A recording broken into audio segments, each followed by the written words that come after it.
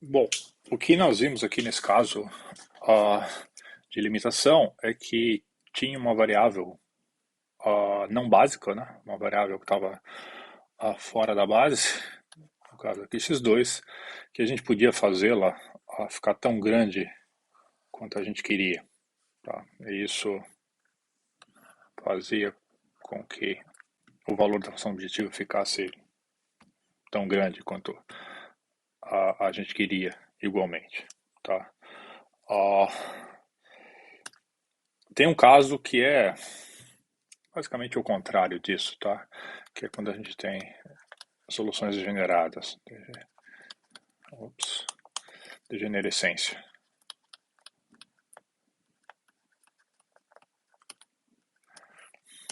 Lembra, a gente já falou, degenerescência, ela depende da representação, tá? Não é uma propriedade geométrica, necessariamente, do poliedro, mas sim da representação do poliedro que a gente está usando, tá? Então, não é uma questão que a gente, como é que eu vou dizer isso? Não é uma questão com a qual a gente lida muito, tá? Porque na maioria dos casos a gente tem a gente tenta produzir uma restrição, uma descrição do poliedro o mais sucinta possível e raramente essa descrição é degenerada. Tá, mas isso acontece algumas vezes, quando a gente tem muitas restrições para um poliedro e a descrição do poliedro as restrições são esparsas, digamos assim, tá? Isso pode acontecer automaticamente, inclusive, tá?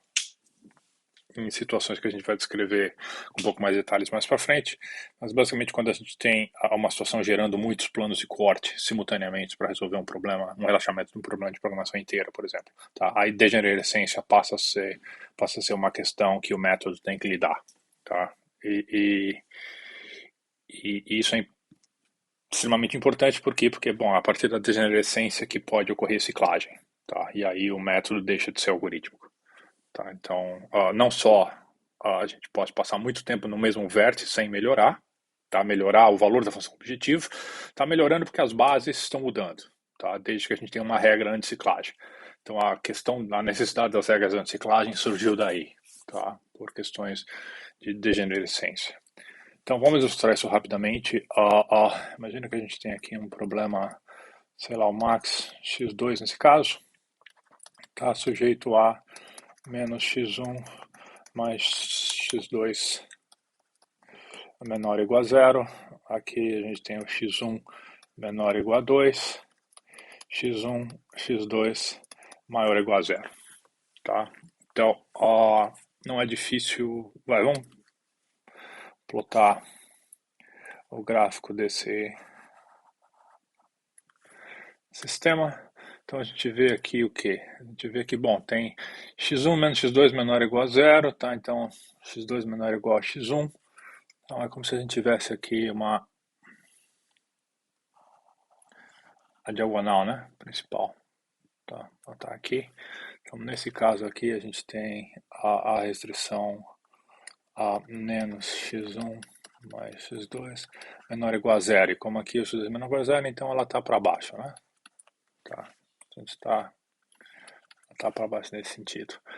A gente tem aqui o que? Tem que o x1 é maior ou igual a zero. Tá, então, isso aqui o x1 maior ou igual a zero. Temos também que o x2 é maior ou igual a zero. E, finalmente, tem que o x2 é menor ou igual, que é o x1 é menor ou igual a 2, né?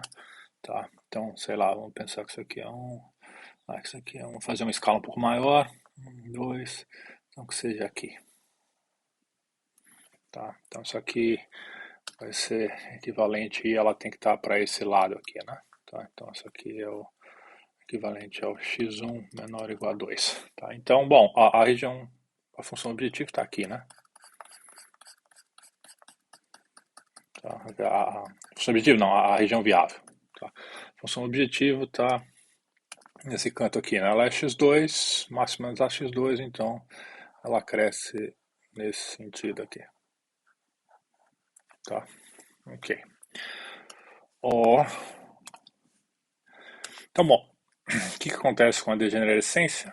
Vamos transformar isso aqui primeiro, vai, num O problema na forma padrão, maximizar x2, sujeito a menos x1 mais x2, mais x2 mais x3 tem que ser igual a zero, e aqui vai dar x1 mais x4, isso aqui tem que ser igual a 2, x1 até x4 mais igual a zero. Tá? Isso aqui dá pra gente um tableau, né? Um dicionário. Tá? Tem ali, usando x3 e x4 como a base inicial. Tá? Então a gente tem aqui o x3 e o x4. Nesse momento já deve estar, vocês devem estar ficando meio cansados de ver isso aqui. Tá? Mas é bom porque ver a formação do tableau numa primeira aula assim é bom ver algumas vezes. Tá? Então menos 2x1, e aí temos o z aqui que é simplesmente x2. Tá? Então, o valor da função objetiva é zero, o valor de x3, x4, x1, x2 zero, o valor de x3 e x4, então vamos colocar aqui onde a gente está. Então x1 e x2 são zero, porque são variáveis não básicas, x3 também é zero, e o x4 aqui é 2. Tá? O valor de z é zero. Bom, aqui já dá para a gente ver que vai ter um problema. Tá? Por quê? Bom, essa aqui é a parte básica, né? E essa aqui é a parte não básica. A parte não básica tem que ser igual a zero, a gente sabe. Tá? Mas a gente também tem um valor zero, tá? Uma coordenada zero dentro da parte básica. Tá? Aqui exatamente no x3. Tá? Então, isso é uma solução básica degenerada. Tá? Então, essa solução básica que a gente tem aqui, ela é degenerada. Por quê? Por causa desse zero que a gente tem aqui no x3. Tá? E aí a gente vai ver o quê? Bom, vai ver que a gente faz a pivotação, a gente muda a base, mas o valor da função objetivo não se altera. Ou seja, a gente acha uma direção viável, mas ela é de melhora, mas não de melhora no valor da função objetivo. Tá? Ela é de melhora porque a gente está mudando de base, tentando achar algo melhor. Tá? Mas a função objetivo não melhora exatamente naquele passo. Tá? Mas também não piora. Então, isso ainda, nem tudo está perdido ainda. Tá? Bom, olhando o dicionário, o tableau aqui, né? Na forma de dicionário, o que a gente tem? x2 é a variável que vai entrar na base, né? Tá? Então a gente vamos pivotar em função do x2. Tá? O que vai acontecer nesse caso?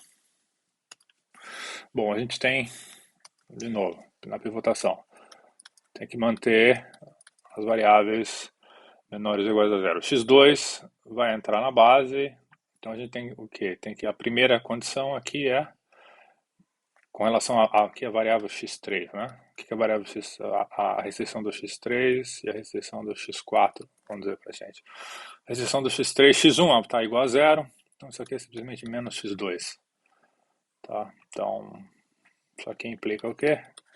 Isso aqui implica que o x2 tem que ser menor ou igual a zero, né? Mas isso aqui já implica então que o x2 tem que ser igual a zero, porque a gente sabe que o x2 é um negativo. E o x4, bom, o x4 nesse caso tem lá 2, tá? Então isso aqui é x menos x2, então, bom, x2 aqui tem que ser menor ou igual a 2. Então, bom, é óbvio aqui que o x2 vai ser igual a 2, tá? Então o x2 entra na base, e nesse caso quem está saindo da base, o x3 vai sair. Tá? Então a gente passa para um novo tableau. Que vai ser o quê? Como é que vai ficar esse novo tableau? A gente escreve o x2 em função do x3, né? E do x4. Tá, então é só trazer o x2 para cá, levar o x3 para lá. Então, o x2 passa a ser o x1 menos o x3. E o x4 passa a ser... bom, x4 era 2 menos x1. Então, continua, né? Nem se altera. E quem passa a ser o z? O z, quem era o z? O z era só o x2. Bom, é só fazer a substituição, né? Então, x1 menos x3. Tá? E, bom, observe o seguinte. Que vetores nós estamos agora? Bom, x1 ainda é zero. x2 também é zero. x3 também é zero. E o x4 continua com o valor 2. E quanto vale o z? O z vale zero. Tá? Uma parte interessante aqui agora, vamos anotar isso. Eu não fiz. Bom, a gente fez aqui. Antes, quem era a base? A base antes aqui eram o 3 e o 4, né? Tá? Então, o vetor x continua o mesmo. Tá? Você pode ver o quê? Isso significa o quê? Nós estamos no mesmo vértice do poliedro. Tá? Isso que está acontecendo aqui. O valor se a gente está no mesmo vértice do poliedro, o valor da função objetivo tem que continuar igual. Tá? Mas o que mudou foi a base. Tá? Agora, quem é a base aqui? A base agora é 2 e 4. Tá? Então a gente tem aqui o 2 e o 4 são variáveis básicas, né? Aqui estavam as variáveis básicas e aqui as não básicas. Tá? Então, aqui essas são as variáveis básicas. Então mudaram quem são as variáveis básicas. De qualquer forma, a solução ainda é degenerada, né? Tá? Exatamente por esse cara aqui. Tá? Então não mudou o vértice, não mudou o valor da função objetivo, mas mudou a base. Tá? Ok. Isso é útil. Tá? No seguinte ponto, por quê? Porque, bom, x3 não vai entrar na base, porque x3 não melhora a função objetiva. Mas o x1 agora pode entrar na base. Tá? O x1 não teve na base ainda. Então vamos ver o que acontece com o x1 entrando na base. Tá? Então vamos escolher. Vamos pivotar em função do x1. Tá? Então o que vai acontecer ali com o x2 e com o x4? Bom, a gente sabe que isso aqui tem que ser menor ou igual a zero sempre. Tá? Porque as variáveis são maiores ou iguais a zero. A solução tem que continuar viável. Então a gente tem ali que o x3 é zero, tá? Então x1 tem que ser maior ou igual a zero. É só que a gente ganha do primeiro. E no segundo caso, 2 menos x1. Então isso aqui implica que bom, vou botar aqui. Então isso aqui é a mesma coisa, principalmente se o x1 for menor ou igual a 2. Tá? Então vai acontecer o que nesse caso?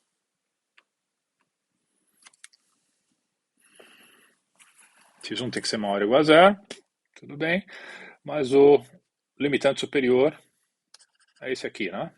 Tá? Então x1 tem que ser menor ou igual a x2. Tá, então daqui a gente vai tirar que o x1 é igual a 2. Ele entra na base e, bom, o x4 vai sair, né?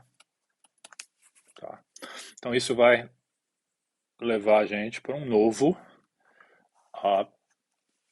tablô. Tá. Quem vai ser o novo tablô? Bom, o x1 vai ser igual a 2 menos o x4. Tá. E o x2 vai ser igual ao x1, tá ali, tem que substituir. Então vai dar, só que é menos o x1, né? Então vai dar o quê? Vai dar, peraí, estou fazendo aqui. x1, x1 só substituir, x2 tá aqui em cima, tá? Então vai dar exatamente 2 menos x3 menos x4. Tá. E agora dá o z. Quem é o valor da função objetivo? Bom, x1 menos x3. x1 é 2 menos x4, então isso aqui vai ser 2 menos x3 menos x4. Tá, o valor da função objetiva é igual ao valor da variável 2. Tá, e isso aqui dá pra gente o quê? Claramente a gente tira aqui desse tablô aqui. Bom, vamos ver quem é a base que a gente está usando agora. A gente está usando uma base 1, 2. Tá? Então, o vetor agora quem é? x1 vale 2, x2 vale 2 e x3 e x4 valem 0. Tá? E o z agora vale 2. Ok? Tá? Então, a gente tem uma base 1, 2. Tá? Observe que, então, então essa aqui é a parte essas são as variáveis básicas agora, né? Tá? E observa que essa solução não é degenerada. Tá? Só.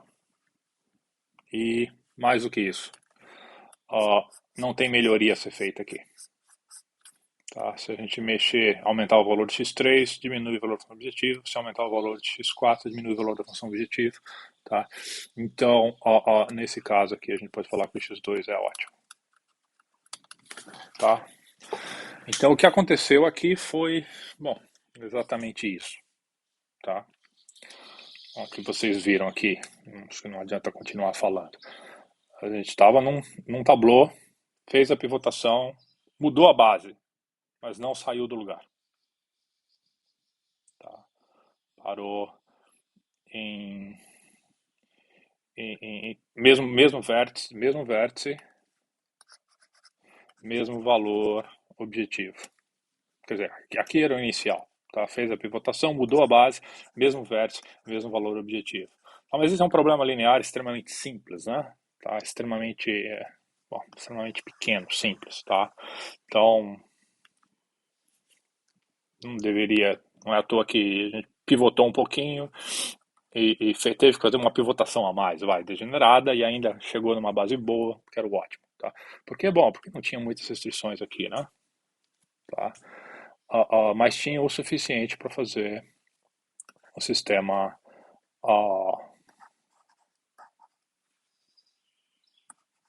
apresentar soluções degeneradas, tá? Digamos assim. Observe que a gente tem aqui duas variáveis, duas restrições, tá? Quatro restrições no caso, né? Duas restrições de não negatividade e duas restrições ligeiramente mais elaboradas. Tá? Isso já foi o suficiente para superespecificar o poliedro e a gente ter uma questão degenerada. Tá? Apesar de o poliedro ter dimensão completa. Né? Tá? A gente está em R2 aqui. Tá? Então, esse não é o problema. Mas é um poliedro muito pequeno. É um poliedro muito simples, é um problema linear muito simples, muito pequeno, para a gente obter o comportamento de ciclagem. Tá? Para isso a gente vai precisar fazer um pouquinho maior. Deixa eu pensar aqui, não sei se eu ponho isso na lista de exercício ou faço aqui com vocês agora. Tá, não, acho que eu vou fazer, que eu vou mostrar, não vou fazer com um pouco menos de detalhes, mas vou mostrar aqui, tá? Ponto, ciclagem é aquilo mais ou menos que a gente já pode esperar que aconteça, tá? Claramente, e o que a gente está falando de ciclagem aqui não é uma pivotação errada, tá? Tipo, quando a gente tinha aqui nesse primeiro tablô, tá? A gente viu que x2 é a variável que precisava entrar na base. Bom, x2 entrou na base, x3 saiu. Tá? E aí, depois, x1 entrou na base. Obviamente, x3 é uma variável que estava lá em Z3. Tá? Se a gente escolhesse x3, essa ciclagem artificial seria o quê? Bom, porque a gente vai escolher X3 a gente sabe obviamente que vai diminuir aqui o valor, mas você faz as contas, vai dar zero. A gente voltaria exatamente para a base que está, tá? Então não é essa história ficar indo e voltando, tá? Por pivotação errada, não. A ciclagem é que tem uma coleção de pivôs, tá? Que a gente faz sempre pegando variáveis, supondo que o problema aqui é sempre de maximização, tá? Sempre pegando variáveis cujo coeficiente é positivo, tá? Na descrição do valor da função objetivo, e o que acontece é que após alguns passos a gente pega a mesma variável, tá? Supondo que não tem nenhuma regra anti-ciclagem, tá? Então existem exemplos disso. O menor exemplo que a gente conhece no momento tem 6 variáveis e 3 equações, tá? A gente consegue fazer a ciclagem disso. Bom, se o método ciclar, quando cicla é porque a gente tem solução degenerada na história, tá? E tendo soluções degeneradas, assim, tendo degenerescência na descrição do poliedro, sempre pode haver ciclagem. Por isso que a gente usa as regras anticiclagens. Como a gente já introduziu a regra de Bland, que é uma das não é a mais, é uma das mais simples que tem, das mais elegantes, tá? Se houver degenerescência, a gente não tiver a regra de Bland, dado o problema, a gente pode ciclar, tá? E se cicla, aí o algoritmo não termina, tá? Aí isso então não é um algoritmo, tá? É um método que entra em loop infinito, tá? Então, colocando a regra anti-ciclagem, o simplex torna-se um algoritmo. Ele sempre para e a gente sabe que a gente já fez as contas, né? Que o número ao máximo de bases que a gente pode ter é n tomado m a m, né? Tá? Isso aqui pode ficar bem grande, né? Tá? A gente já viu que isso aqui pode ficar da ordem de 4 a n, tá? Então, número de coeficiente catalão, né? Tá? Mas, sim, dado que não há ciclagem, o método sempre termina, tá? Então, mas acho que é interessante a gente fazer uma simulação na presença de degenerescência onde pode acontecer ciclagem. Tá? Vamos fazer pelo menos um pedaço disso. Tá? Não vou fazer com todos os detalhes, então significa que a gente vai fazer um pouquinho mais rápido. Ok, então vamos começar direto do, do, do, do tablô. Tá? Vamos olhar só para o tablô. Tá de cara. X4, então, X5, X6. Então, a gente tem aqui 6 variáveis, foram três variáveis que foram colocadas como variáveis de folga artificiais. Tá? Onde a gente tinha 3 equações.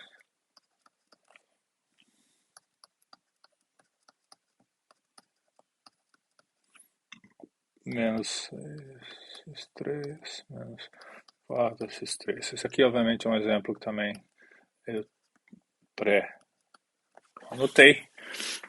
Obviamente leva um tempo para você construir esses exemplos especiais degenerados, tá? Dificilmente a gente conseguiria fazer um exemplo desses de cabeça em alguns segundos, tá? Leva um pouco, pelo menos leva um pouco mais do que isso. Então esse aqui ele veio pré-feito.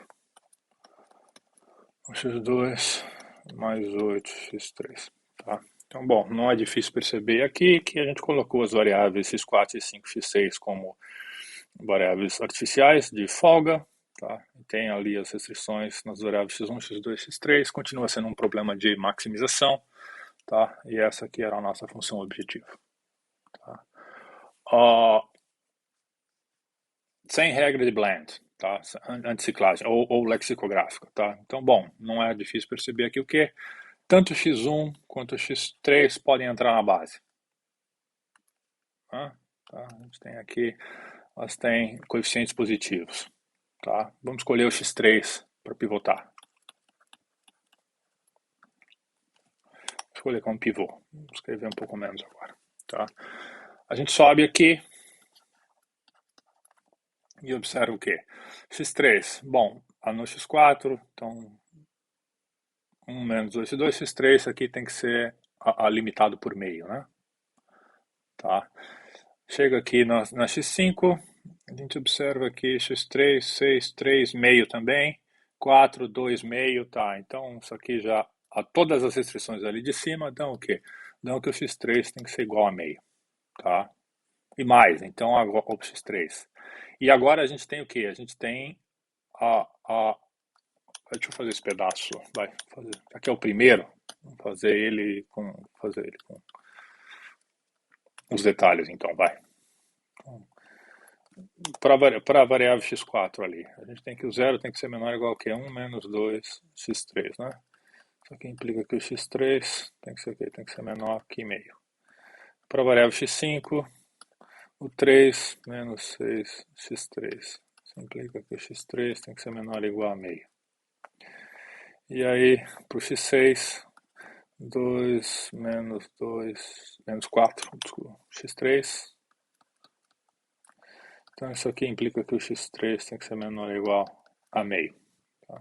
Isso aqui dá que o x3, a gente vai escolher vai fixar o x3 como meio.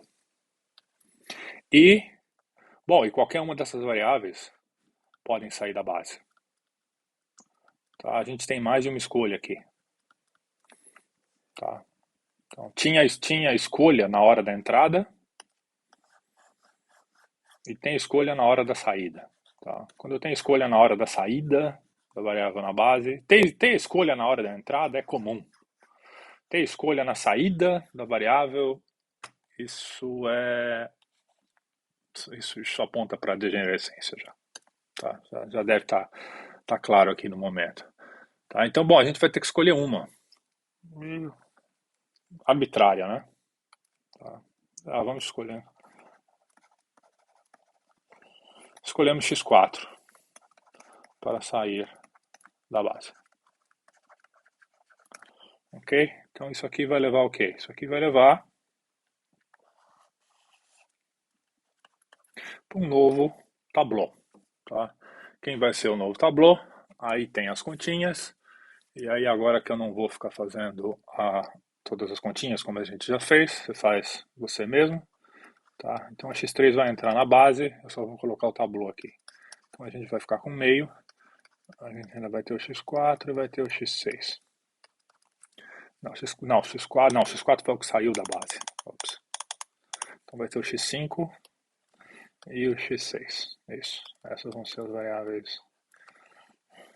Então aqui vai ter menos meio de x3, x4 saiu menos x4. Ok. E aqui vai ter então menos x5. Vai ter menos 2x1 mais 4x2 mais 3x4 e aqui no x5 a gente vai ter x1 menos 3x2 mais 2x4 e a nossa função objetivo passa a ser 4 mais 2x1 menos x2 menos 4x4, tá? Bom, claramente acontece o que aqui? Aqui tem um valor zero e aqui tem um valor zero também, né? Tá? Então, o que acontece aqui nesse ponto? Isso aqui são as básicas, tá? Essas aqui são as não básicas, né? Como a gente sabe. Então, tem uma solução degenerada aqui, né? Tá? Sabe, a gente acabou de fazer uma pivotação e entrou numa solução degenerada. Originalmente, não. Originalmente, quem que a gente tinha lá no começo? O x1, x2, x3 eram zero. Mas depois o x4, x5, x6 era 1, 2, 3. Tá? Agora já não mais, né? Tá? Agora o x é o quê? O x1 é 0, x2 é 0, o x3 agora é meio. Mas o x4 é 0, x5 é 0, x6 é 0. Tá? Tem muito mais zeros do que não zeros nessa solução básica. Ela é bem degenerada. Tá? E, bom, a gente não tem muita escolha aqui agora na hora da pivotação, né? Tá? A gente tem que pegar o x1. Tá tudo bem. Tá? Então, o x1 vai ser o pivô. Tá? Então, o que acontece ali no caso do x1 pivô? O x1 pode crescer até quanto? A primeira restrição, x3 aqui, não dá nada. Né? A segunda restrição diz aqui o quê? Que x menos x1 menos 2x1 tem que ser maior ou igual a zero. Tá. E aí o x6 aqui diz que o x1 tem que ser maior ou igual a zero. Então o x1 tem que ser igual a zero, né? Tá. Obviamente o que a gente tem ali. Tá? Aqui o x1 tem que ser igual a zero. Então isso vai dar pra gente um novo tablô. Que vai ser o quê? O x1 entra. E aí, bom, quem vai sair? Tanto o x5 ou o x6 podem sair, né? Tá? Então, vamos escolher o x5 para sair da base. Tá? Então, assim, x1 entra, x5 sai. Tá? Então isso aqui vai dar o quê? O x3 não muda, porque não envolve o x1, né? Então, o x3 fica na mesma, mas o x1 vai mudar. A gente vai fazer o x1 de cá. Então, passa o x1 para lá, passa o resto para cá. Então, isso aqui vai dar o quê?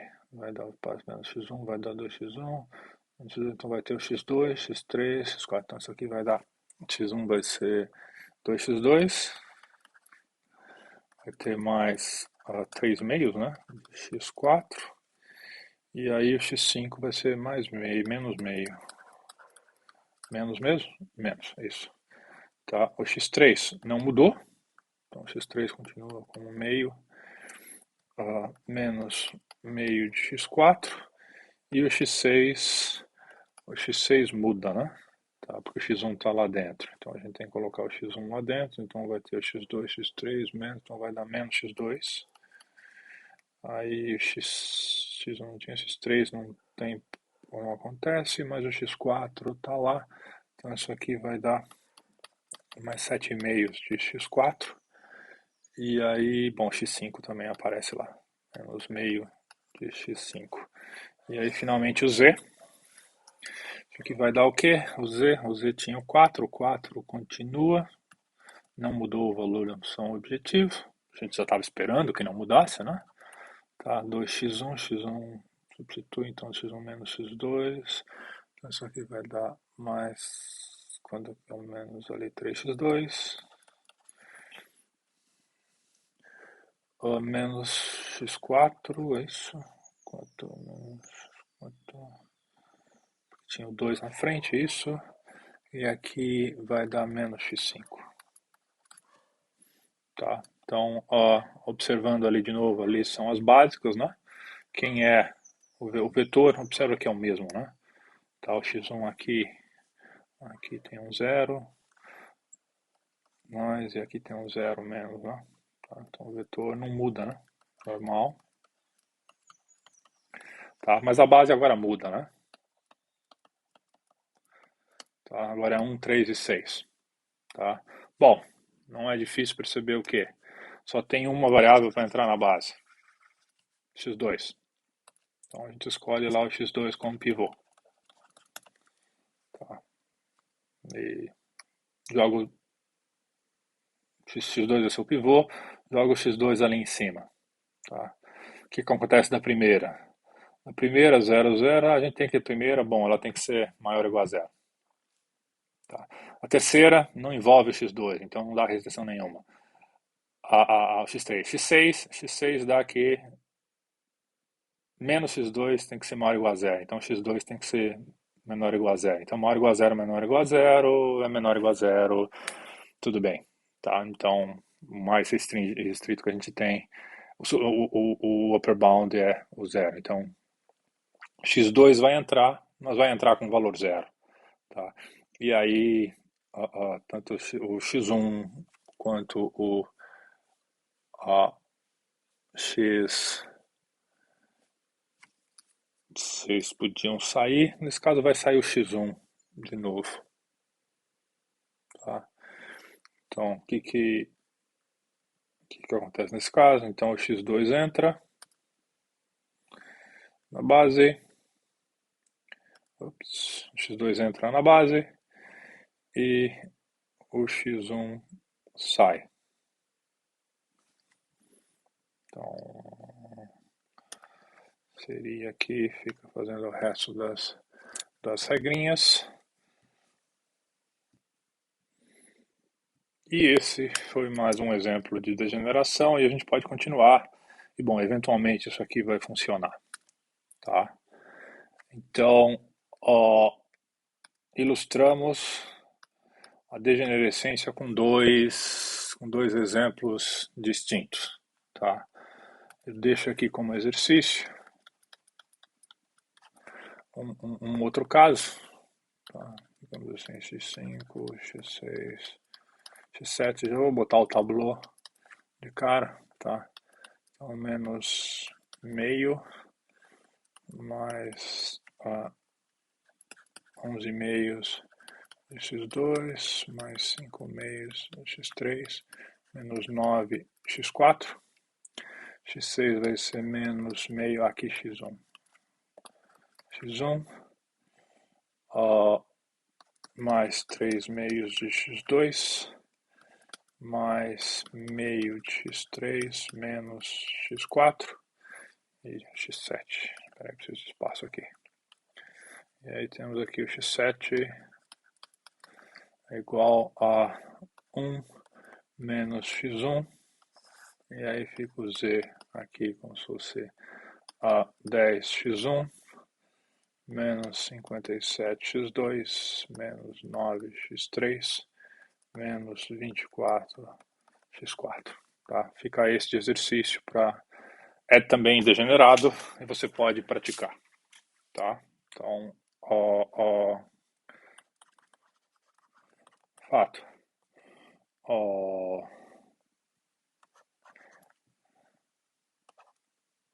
Esse que está em cima, ele pode ciclar. Tá? E aí fica... Você vai olhar como que isso pode acontecer. Ok? Estamos avançando no tempo. Então, o nosso próximo passo aqui agora é o quê? Bom, o que a gente fez até aqui? Vamos relembrar. A gente chegou, apresentou o que era um tabuleau e mostrou basicamente o básico funcionamento dele. Ok, mais de uma vez. Aí mostramos geometricamente o que estava acontecendo. Aí ilustramos com mais um caso, todas as continhas, aí vimos lá, olha, quando é ilimitado, simplesmente tem lá um raio extremal do poliedro que uma variável não básica pode crescer arbitrariamente na direção do raio do poliedro e a função objetivo cresce junto, tá, naquele mesmo sentido. Caso basicamente o contrário é quando a gente tem situações em que as variáveis não podem crescer, tá? Então elas não mudam, elas ficam, a variável que entra na base, o valor dela fica estático em zero, parado em zero, né, estacionado em zero, e a gente fica trocando de base, mas não muda de vértice e não muda o valor da função objetivo, até sair do lugar. Tá? O que a gente chama de degenerescência, e isso pode ser, e a degenerescência pode levar à ciclagem, tá? Vai acontecer aqui. E talvez eu deixe para vocês como exercício, eu ponho um adendo depois no vídeo, ou ponho no PDF a solução disso aqui. Tá? Então, o que falta? Então, o que falta?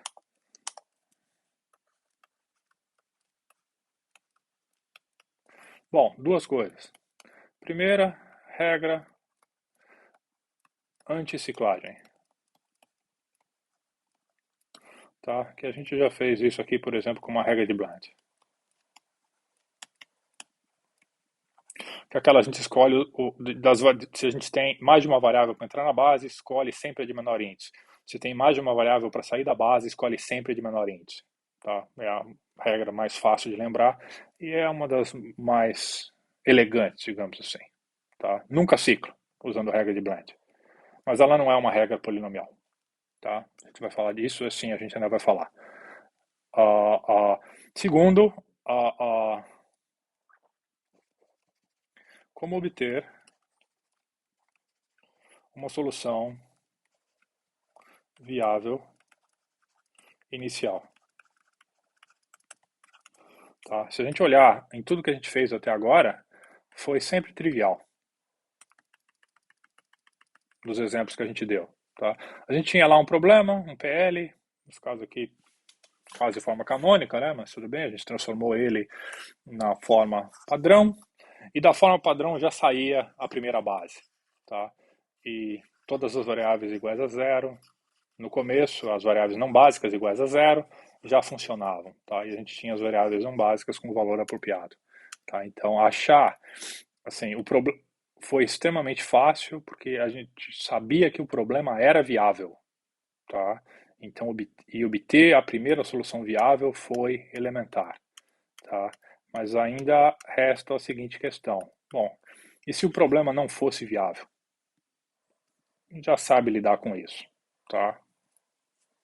Por quê? Porque a gente já tem um algoritmo que fez isso.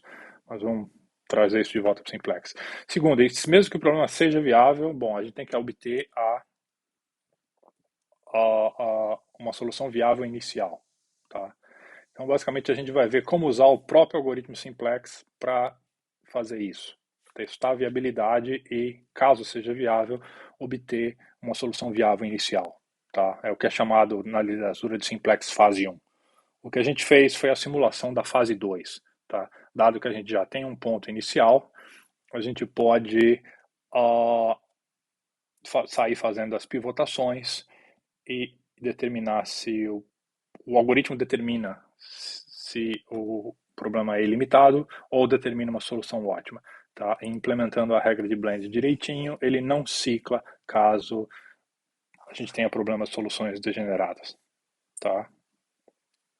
Fica uma pergunta antes da gente avançar. O que acontece quando o vértice ótimo é degenerado? O vértice é degenerado, eu estou supondo aqui que a gente tem variáveis básicas que são iguais a zero. Tá? Isso significa, então, que a gente tem mais do que o número de dimensão de restrições ativas naquele vértice. A gente já falou disso, só para você se lembrar. Tá? Isso tem a ver com a degenerescência. Agora a gente viu o outro lado da história. Tá? Então, deixa eu ver quando nós somos de tempo aqui. Então, eu acho que a gente vai fazer assim. A gente vai fazer a formalização disso que a gente simulou. Uh, e aí já na aula seguinte, e aí depois a gente faz a simulação da fase 2 e como resolver essa questão. Ok? Então, até lá.